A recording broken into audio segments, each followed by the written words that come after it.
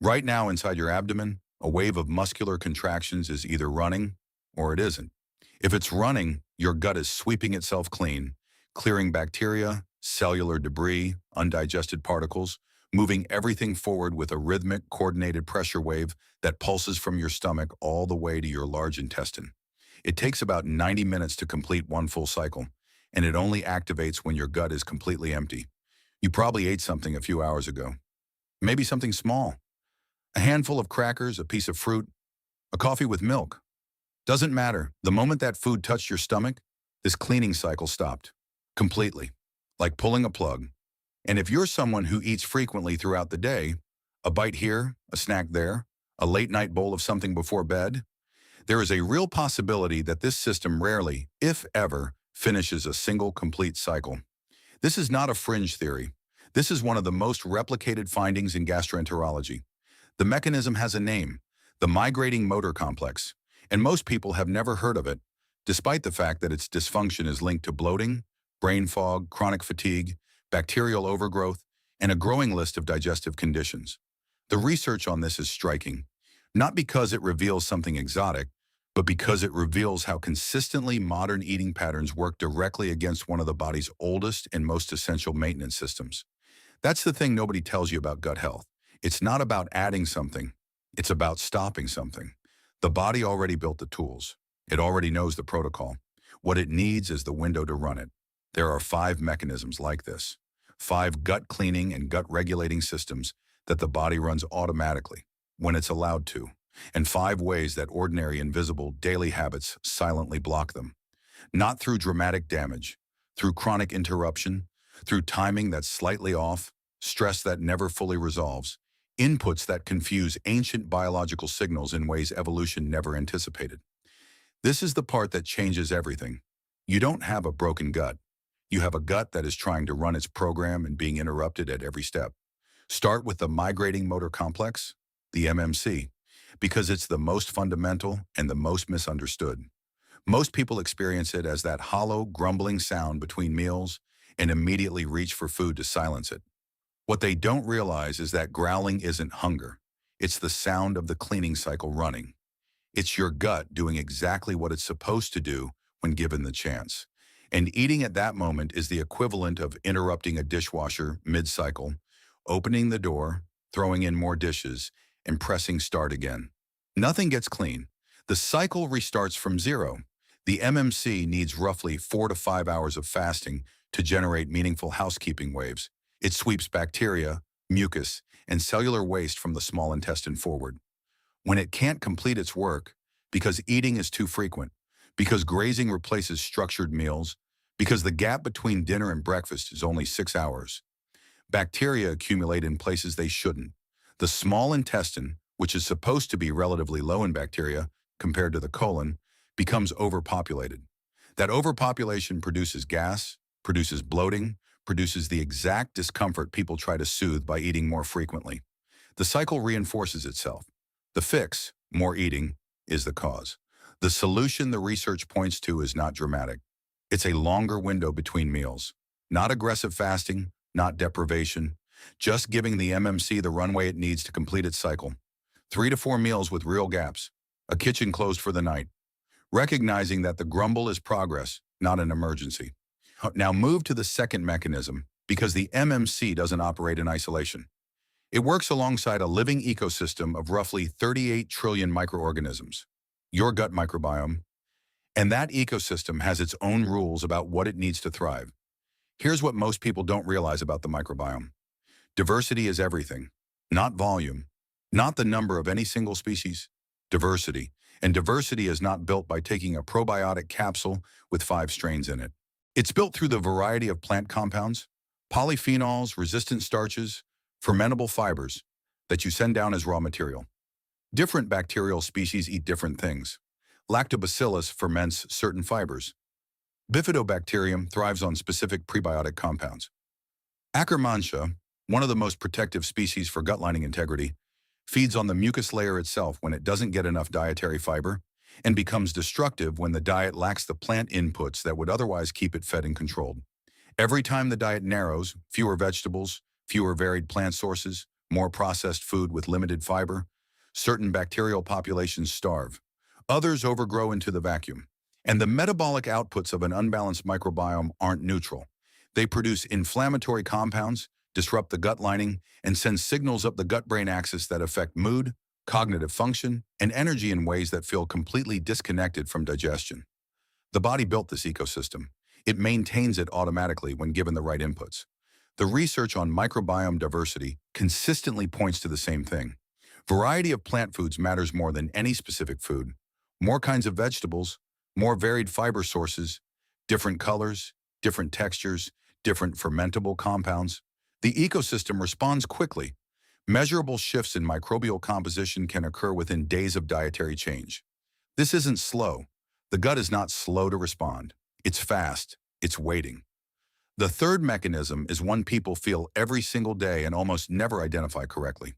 It's the relationship between your gut and your circadian rhythm, your body's internal 24-hour biological clock.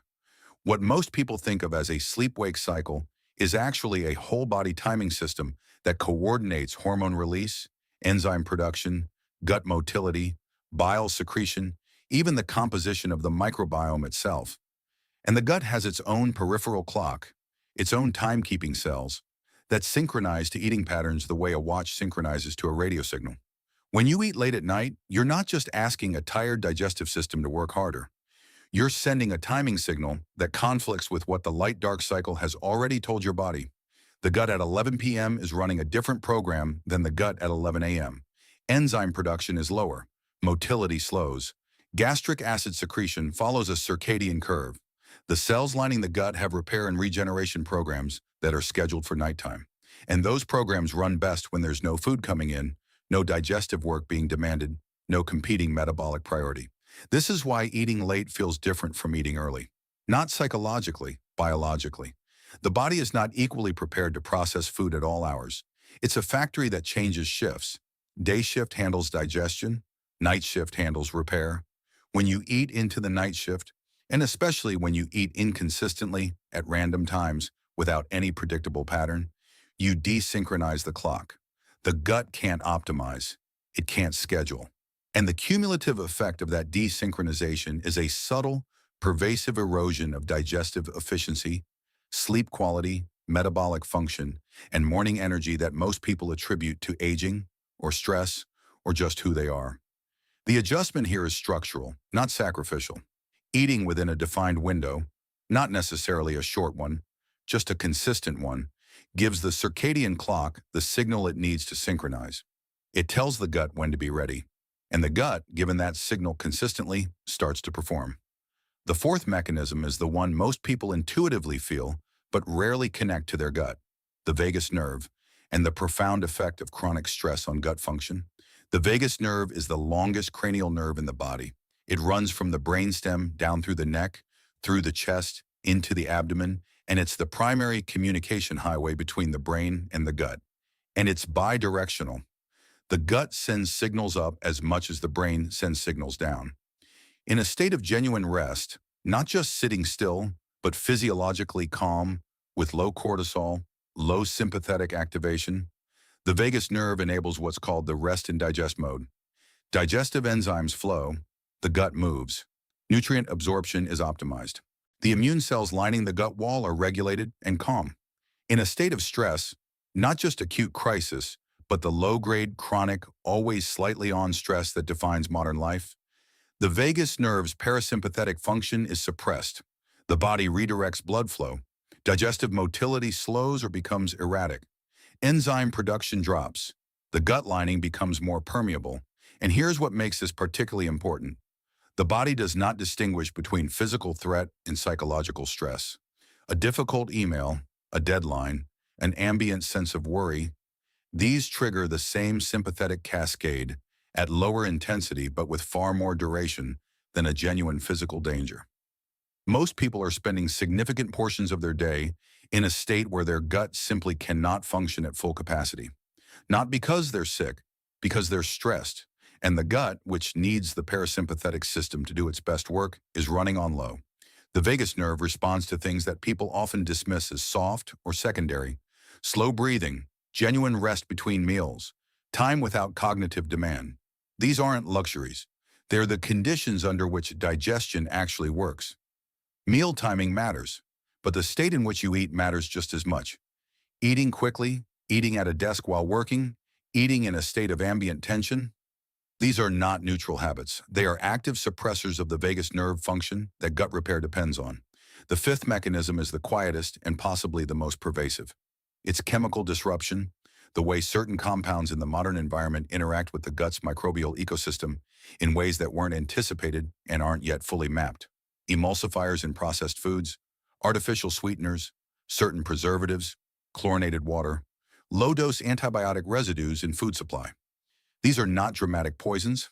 They are subtle inputs that, over years of chronic exposure, alter microbial composition, damage the mucus layer that protects the gut lining, and interfere with the chemical signaling systems that the gut uses to regulate itself.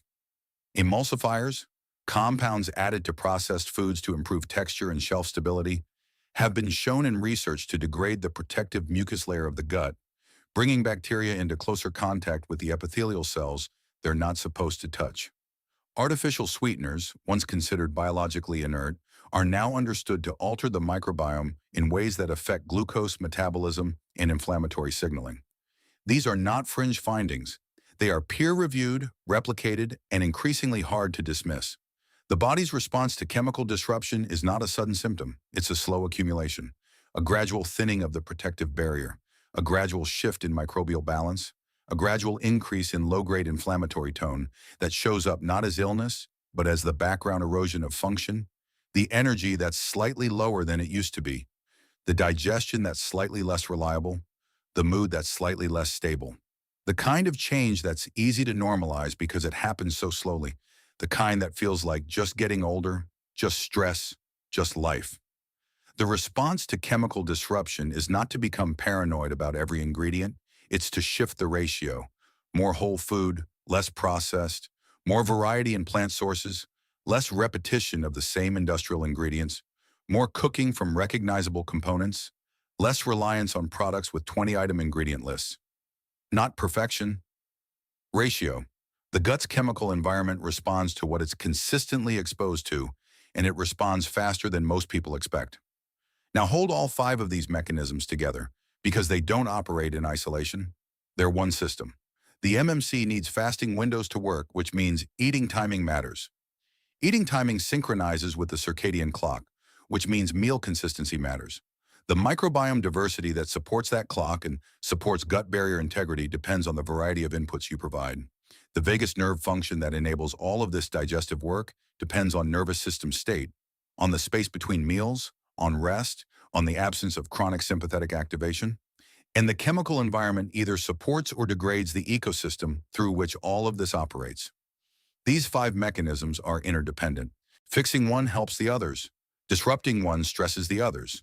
And the habits that disrupt them, grazing continuously through the day, eating late into the night, moving through stress without resolution, living primarily on processed food, drinking caloric liquids that restart the MMC clock. These habits layer together silently, invisibly, in ways that feel like personality or fate, but are actually physiology responding predictably to its inputs. This is the part that should feel relieving, not alarming. None of this is permanent damage. The gut is one of the most regenerative systems in the body. The epithelial cells lining the intestine replace themselves every 3 to 5 days. The microbiome shifts measurably within 72 hours of dietary change. The circadian clock begins to resynchronize within a week of consistent meal timing. The MMC starts completing its cycles when given the right fasting windows. The vagus nerve responds to genuine rest. The body is not holding a grudge. It is not damaged beyond recovery. It is waiting with extraordinary readiness for the conditions under which its systems can actually run. This is what the gut health conversation so often gets backwards. It frames the gut as depleted, as something that needs to be replenished, supplemented, detoxed, fixed by an external agent. But the body built a migrating motor complex. It built a microbiome capable of extraordinary diversity and resilience. It built a circadian timing system so precise it can anticipate a meal before it arrives. It built a vagus nerve that, under the right conditions, can regulate inflammation, digestion, and immune function simultaneously. These are not fragile systems. They are ancient, robust, deeply intelligent systems that are being consistently interrupted by patterns that are recent, modern, and quietly incompatible with the biology they're running on. The question isn't what to add, it's what to stop. Stop eating before the MMC finishes its cycle. Stop shrinking the microbial ecosystem by narrowing the diet. Stop sending desynchronizing signals to the circadian clock by eating at random hours into the night. Stop suppressing vagus nerve function by eating in states of chronic stress and speed. Stop assuming the chemical inputs of processed food are biologically inert, and understand that these 5 things are not a checklist to complete perfectly before the healing begins. They are levers. Pull one and the system moves. Pull two and it moves further. Pull all 5 in the same direction, even imperfectly, and the cumulative effect on how you feel, your energy, your digestion, your mental clarity, the quality of your sleep, the steadiness of your mood, becomes impossible to ignore. None of this requires perfection. It requires direction, a longer gap between meals, not every day, but most days. More variety in plants, not a total dietary overhaul, just a wider range. A consistent eating window, not a rigid protocol, just a recognizable pattern the body can anticipate and synchronize to. A few minutes of genuine quiet before food, not meditation, just not eating at a desk while answering messages, not eating in the car, not eating while scrolling. Less reliance on the interior of packages, not as a moral position, but as a practical reduction in the chemical load your gut's ecosystem has to navigate. These are not treatments. They are the conditions your body was built to run in. And given those conditions, even partially, even inconsistently, even in the middle of a life that is genuinely busy and genuinely complicated, the systems that have been quietly waiting will begin, gradually and measurably, to do exactly what they were designed to do. The gut is not a passive organ. It is not a simple tube. It is one of the most sophisticated biological systems in the human body, immunologically active, neurologically complex, hormonally responsive, ecologically alive, in a way that no other organ quite is. It has been communicating with your brain your entire life. It has been regulating your immune system, synthesizing compounds that influence your mood, managing a microbial civilization of staggering complexity, and attempting, every single day, to run its cleaning cycle, synchronize its clock, maintain its lining, and signal its needs through the sensations you feel but rarely correctly interpret. Your gut is not broken. It is extraordinarily capable. It just needs the window. And now you know exactly what's been closing it.